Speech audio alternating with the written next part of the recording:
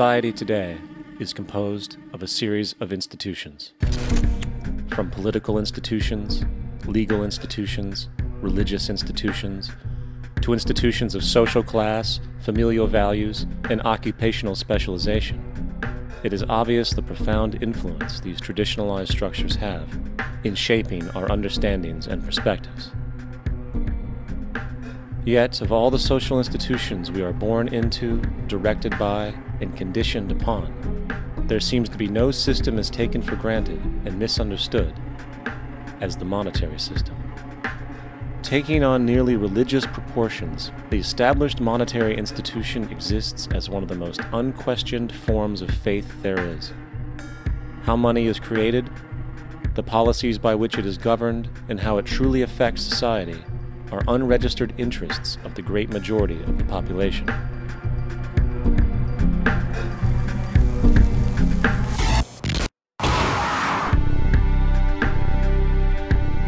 In a world where 1% of the population owns 40% of the planet's wealth, in a world where 34,000 children die every single day from poverty and preventable diseases, and where 50% of the world's population lives on less than $2 a day, one thing is clear: something is very wrong.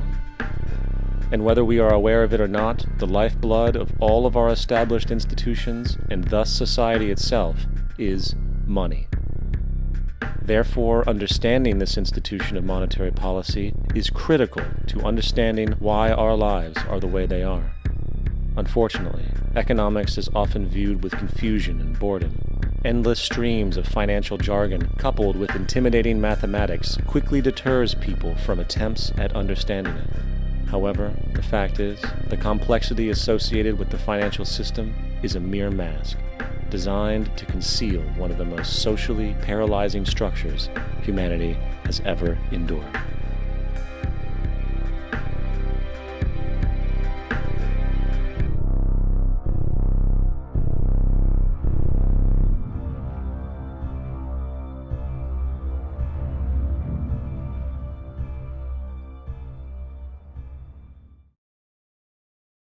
A number of years ago, the Central Bank of the United States, the Federal Reserve, produced a document entitled Modern Money Mechanics. This publication detailed the institutionalized practice of money creation as utilized by the Federal Reserve and the web of global commercial banks it supports. On the opening page, the document states its objective. The purpose of this booklet is to describe the basic process of money creation in a fractional reserve banking system. It then proceeds to describe this fractional reserve process through various banking terminology, a translation of which goes something like this.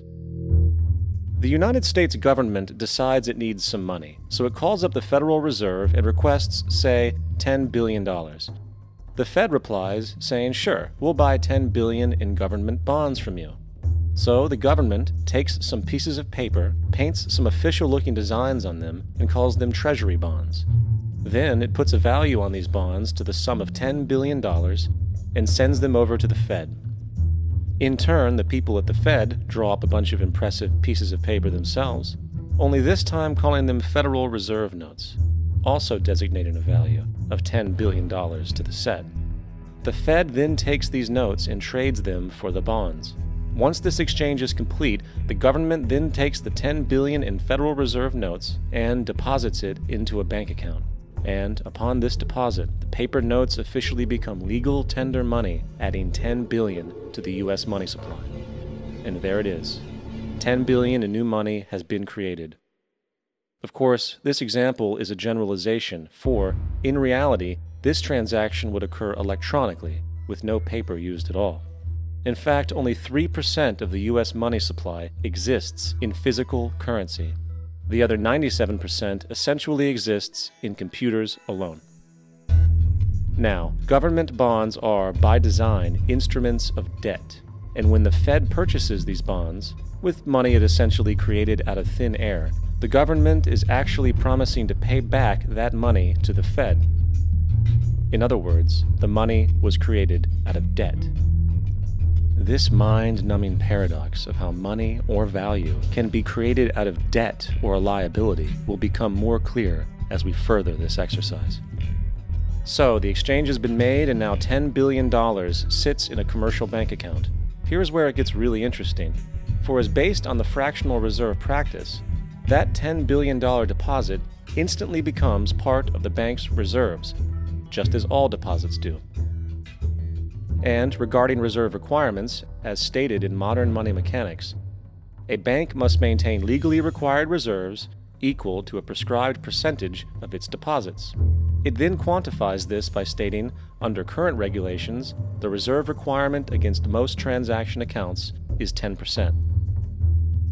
This means that with a $10 billion deposit, 10% or $1 billion is held as the required reserve, while the other $9 billion is considered an excessive reserve and can be used as the basis for new loans.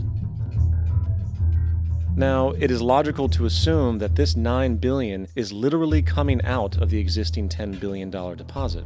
However, this is actually not the case. What really happens is that the $9 billion is simply created out of thin air on top of the existing $10 billion deposit.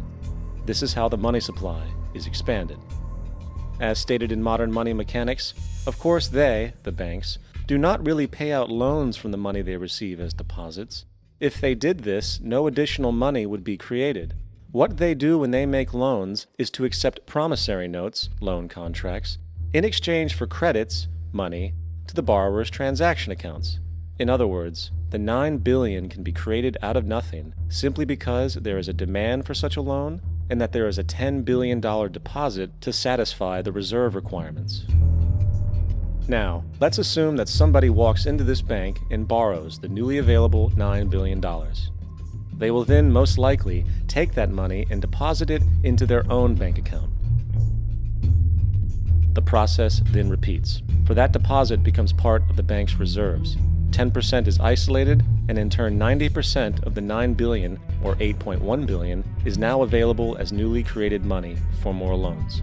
And of course, that 8.1 can be loaned out and redeposited, creating an additional 7.2 billion to 6.5 billion to 5.9 billion, etc. This deposit money creation loan cycle can technically go on to infinity. The average mathematical result is that about $90 billion can be created on top of the original $10 billion. In other words, for every deposit that ever occurs in the banking system, about 9 times that amount can be created out of thin air. Money jitters. Ask the obliging Bank of America for a jar of soothing instant money, M-O-N-E-Y, in the form of a convenient personal loan.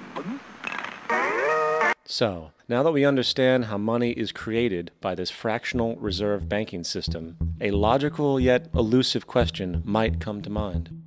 What is actually giving this newly created money value? The answer? The money that already exists. The new money essentially steals value from the existing money supply. For the total pool of money is being increased irrespective to demand for goods and services. And as supply and demand finds equilibrium, prices rise, diminishing the purchasing power of each individual dollar. This is generally referred to as inflation, and inflation is essentially a hidden tax on the public. What is the advice that you generally get? And that is inflate the currency. They don't say debase the currency. They don't say devalue the currency. They don't say cheat the people who are saved. They say lower the interest rates. The real deception is when we distort the value of money. When we create money out of thin air, we have no savings, yet there's so-called capital. So my question boils down to this: how in the world can we expect to solve the problems of inflation, that is, the increase in the supply of money, with more inflation? Of course, it can't. The fractional reserve system of monetary expansion is inherently inflationary. For the act of expanding the money supply, without there being a proportional expansion of goods and services in the economy, will always debase a currency. In fact, a quick glance at the historical values of the US dollar versus the money supply reflects this point definitively, for the inverse relationship is obvious. $1 in 1913 required $21.60 in 2007 to match value. That is a 96% devaluation since the Federal Reserve came into existence. Now, if this reality of inherent and perpetual inflation seems absurd and economically self-defeating, hold that thought, for absurdity is an understatement in regard to how our financial system really operates. For in our financial system, money is debt, and debt is money. Here is a chart of the U.S. money supply from 1950 to 2006. Here is a chart of the U.S. national debt for the same period.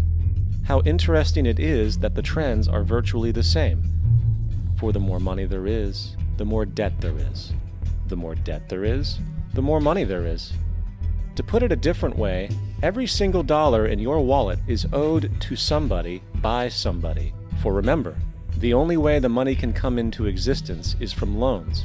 Therefore, if everyone in the country were able to pay off all debts, including the government, there would not be $1 in circulation.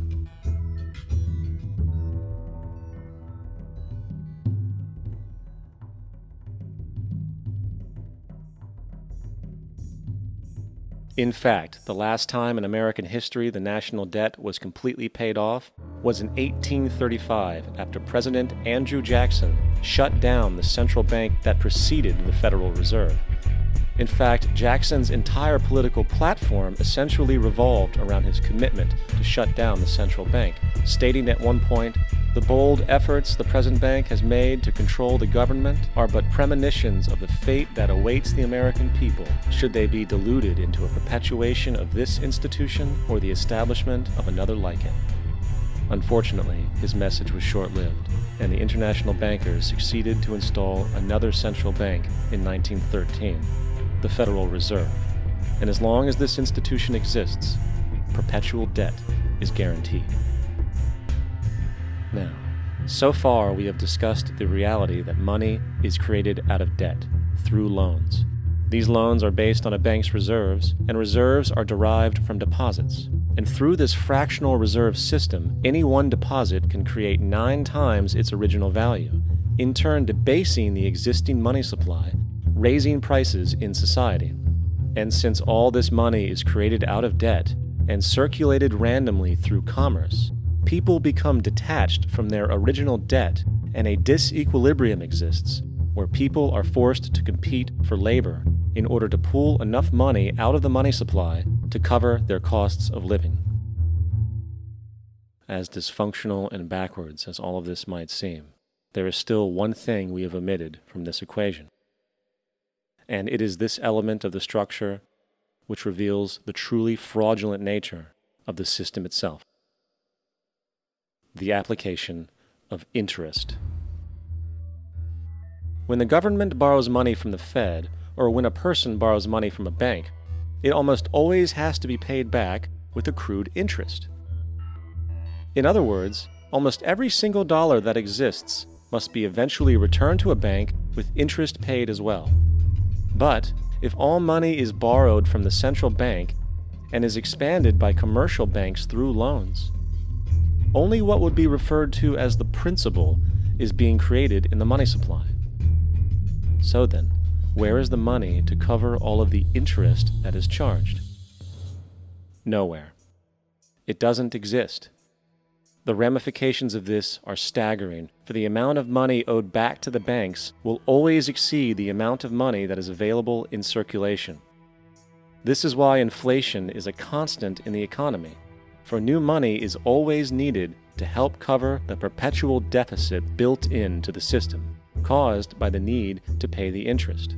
What this also means is that mathematically, defaults and bankruptcy are literally built into the system, and there will always be poor pockets of society that get the short end of the stick.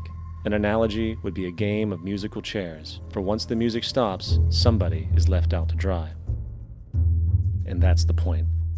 It invariably transfers true wealth from the individual to the banks.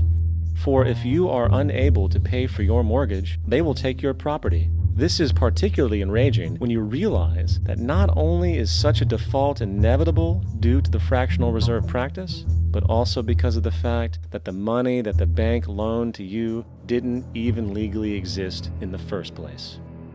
In 1969, there was a Minnesota court case involving a man named Jerome Daly, who was challenging the foreclosure of his home by the bank which provided the loan to purchase it. His argument was that the mortgage contract required both parties, being he and the bank, each put up a legitimate form of property for the exchange.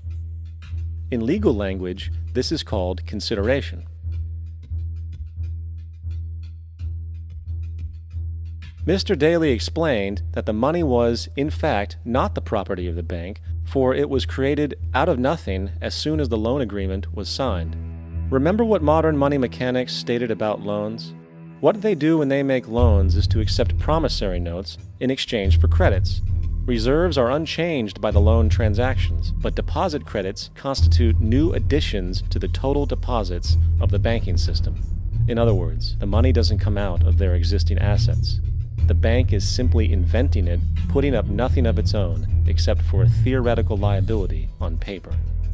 As the court case progressed, the bank's president, Mr. Morgan, took the stand, and in the judge's personal memorandum, he recalled that the plaintiff, bank's president, admitted that, in combination with the Federal Reserve Bank, did create the money and credit upon its books by bookkeeping entry. The money and credit first came into existence when they created it. Mr. Morgan admitted that no United States law or statute existed which gave him the right to do this. A lawful consideration must exist and be tendered to support the note. The jury found that there was no lawful consideration, and I agree. He also poetically added, only God can create something of value out of nothing. And upon this revelation, the court rejected the bank's claim for foreclosure, and Daly kept his home.